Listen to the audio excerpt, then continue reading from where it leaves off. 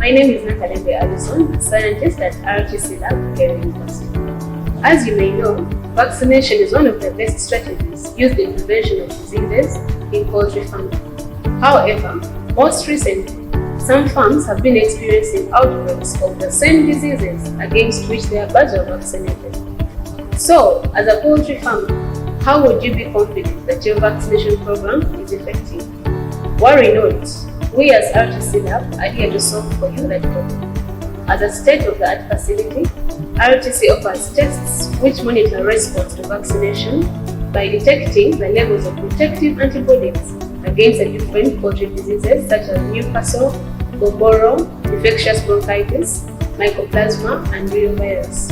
Results from the tests help you understand whether or not the birds are protected from the diseases they were vaccinated against. Therefore, submitting samples at RTC Lab for regular vaccination monitoring will enable you, the farmer, to minimize losses caused by death, improve productivity and profitability of your business. We have a team of dedicated field staff who assist farmers in sample collection and provide advisory support, and a highly trained laboratory scientists that ensure that results are delivered timely through a digital platform called lucrative.